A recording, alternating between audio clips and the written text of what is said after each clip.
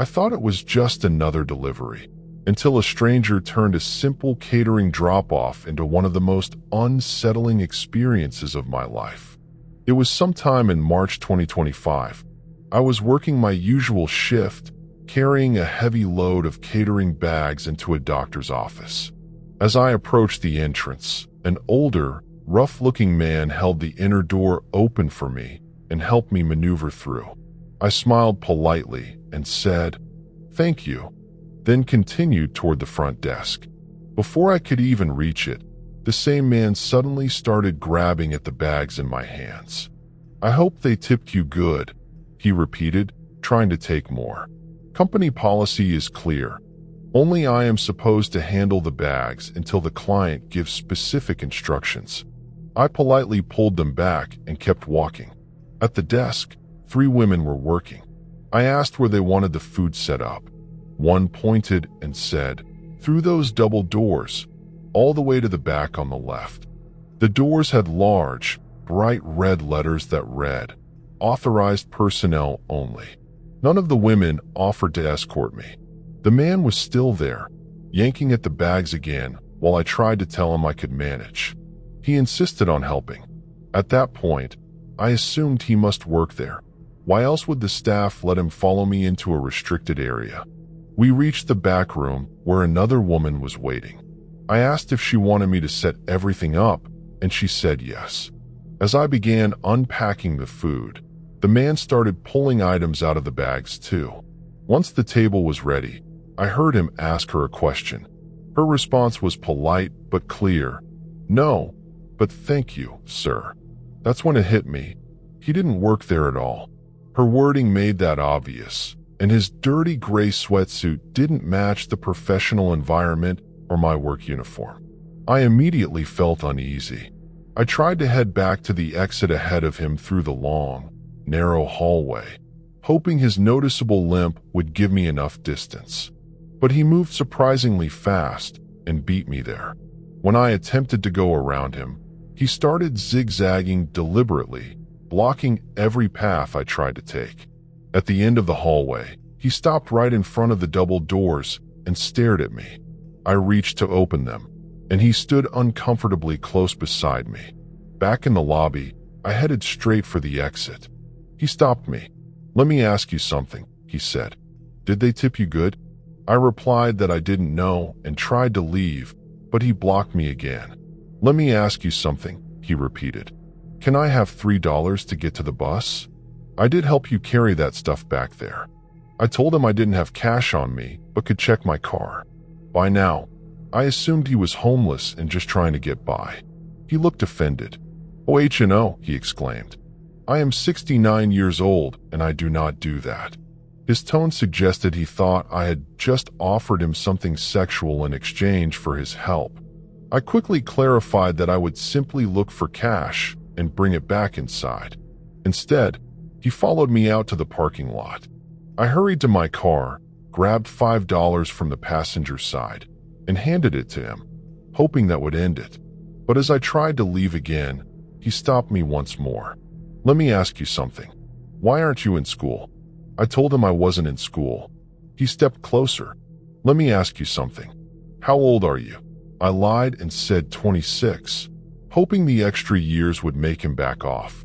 He dramatically waved his arms in the air, making loud noises and laughing as if shocked. Then he leaned in. "Let me tell you something. Don't get offended. Don't get offended." He continued. "I thought you were, maybe, at least 19. I forced a laugh, said I get that a lot, and quickly moved toward my car. I jumped in through the passenger door, climbed over to the driver's seat, locked the doors, and started backing up. When I checked the rear camera, he was standing directly behind my car with his phone out, clearly taking pictures. In my work uniform, he had already seen my name, my company, my position, my car, and now my license plate. I drove away shaken, convinced he might follow me back to work. Thankfully, he didn't. When I got home and told my family, my mom mentioned that someone she knew had recently dealt with a man matching the exact same description. I searched on Facebook and found a photo, It was unmistakably him. A few days later, I filed a police report. The officer confirmed he wasn't homeless at all. He has a job and a house. This man has been harassing women for over 20 years, scaring them into giving him money, following them, and using the same routine.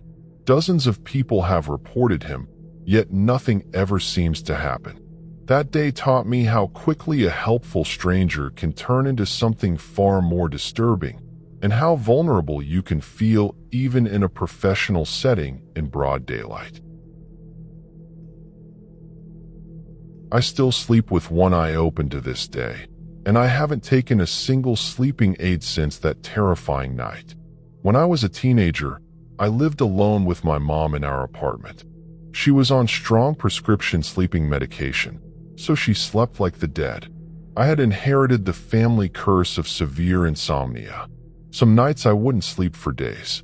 Eventually, I started using a natural supplement blend with valerian root and a few other herbs that actually seemed to help me drift off. One night, I took my usual dose and headed to my room. I had arranged the furniture so the room formed a U shape. You had to walk around a large shelving unit to reach my bed. The entrance to the room was at one end of the U, and my bed was at the other. The supplements kicked in, and I slowly faded into a deep, heavy sleep. I don't know how much time had passed when something pulled me out of it.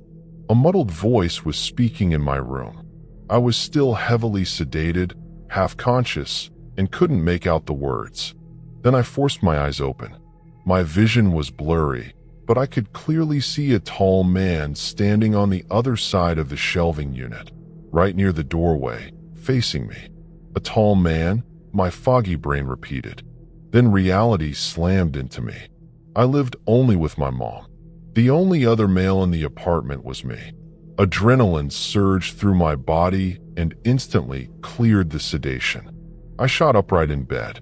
I should mention that I was a pretty wild teenager and had a strong interest in weapons and knives. Right beside my bed sat my trusty machete.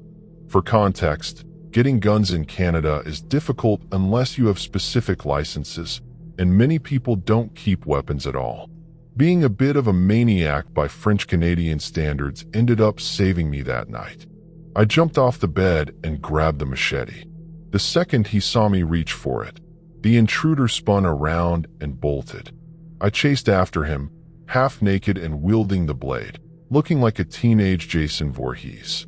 By the time I rounded the shelving unit and reached the apartment entrance, he was already gone. The front door had been completely kicked off its hinges. I never heard the noise. The supplements had worked too well. I immediately thought of my mom.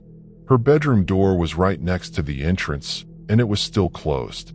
I burst inside and found her fast asleep, completely unaware of what had happened. Relief flooded through me. I woke her up while dialing 911. The police arrived and took a report, but they were as helpful as you'd expect. Without catching the intruder in the act or finding him still inside, there wasn't much they could do. When I asked what we were supposed to do for the rest of the night with no front door in the middle of the city, they simply said the guy was probably too scared to come back after being chased with a machete. After they left, I told my mom to go back to sleep. I stayed on the couch with the machete beside me and stood guard until sunrise. As I sat there in the dark, some disturbing details started to sink in. The intruder had left every other door in the apartment closed, except the one to my bedroom. He had kicked in the front door and gone straight to where I was sleeping. I still wonder what he was saying to me while I was waking up. Was he just some random drugged-out person? Someone who used to live in the apartment and got confused? Or had he come specifically for me? And the worst question of all, what would have happened if I hadn't kept that machete right next to my bed? That night changed me. From then on, whenever I move to a new place, the first thing I do is position a weapon beside my bed. My sleep has improved over the years, but I still wake up at the slightest sound. I've had plenty of wild experiences in my travels, befriending a cannibal in India, screaming down a pack of wolves, nearly being killed by angry monkeys on 3 separate occasions, close calls with hand-sized spiders, and staring down a wasp nest 3 times my size. But nothing has ever scared me more than realizing how dangerous another human being can be. For 6 months now, a woman's voice in the dead of night has been whispering through my window, and I still don't know if she's dangerous, lost, or something far worse. It started around 6 months ago.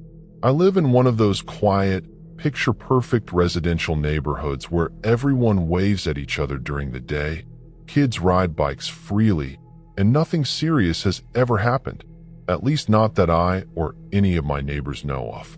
The kind of place where people feel safe leaving their garage doors open by accident. I was sitting on my bed around 3 a.m. with my lamp still on, reading. My window shade was pulled most of the way down, but not all the way, and the window itself was cracked open a few inches to let in the cool night air. Suddenly, from right outside, a woman's voice cut clearly through the silence. "Hello up there." It wasn't shouted in panic. It wasn't a distant call.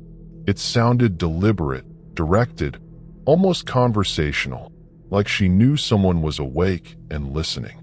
My heart slammed against my ribs.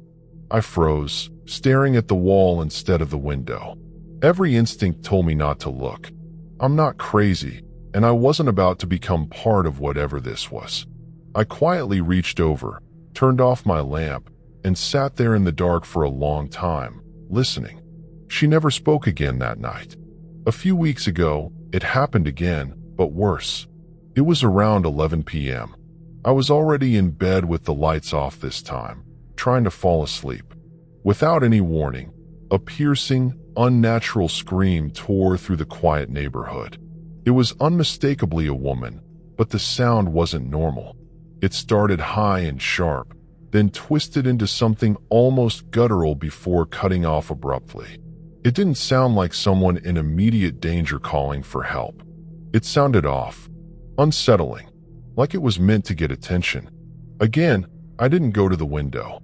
I lay there gripping my blanket, pulse racing, waiting to hear footsteps, sirens, or neighbors reacting. Nothing. The neighborhood stayed completely silent, as if I were the only one who had heard it. There have been other incidents too, smaller, but still strange enough to stick with me. A woman's laugh at 2:30 a.m. that echoed too clearly near my window. Soft, rhythmic tapping on the side of the house one night, followed by murmuring I couldn't quite make out. Another time, what sounded like someone humming an eerie, slow tune right below my second-floor window. Each time it's unmistakably female, always late at night, and always when the rest of the street is dead quiet. Part of my brain keeps trying to gaslight me. It's just cats fighting, it says, or drunk people walking home, or maybe you're stressed and imagining things. But the other part, the logical, calm part, knows better. These weren't random neighborhood sounds. They felt targeted, personal, and they keep happening. I've started double-checking my window locks every single night. I've pulled the shade completely down now, even when it makes the room feel stuffy. Sometimes I catch myself lying awake, ears straining for the next sound, wondering if she's out there watching the faint glow from my phone's screen or the shadow of me moving behind the curtains. I've never called the police. What would I even say? Hi. There's a woman who occasionally says hello or screams near my window in a neighborhood where nothing ever happens. They probably think I was paranoid or hearing things. My neighbors have never mentioned anything unusual, and I haven't brought it up either. I don't want to be that guy, but the uncertainty is slowly eating at me. Is she mentally unwell and wandering? Is she looking for someone specific? Is this some kind of twisted game? Or is she testing windows and reactions, waiting for the night someone finally looks out or answers? To that weird lady who keeps coming back to my window in the middle of the night, let's never meet. Stay out there in the dark. I'll stay in here with the lights off and the shades drawn, pretending I don't hear you. And if you're reading this somehow, I'm not crazy. I know what I heard.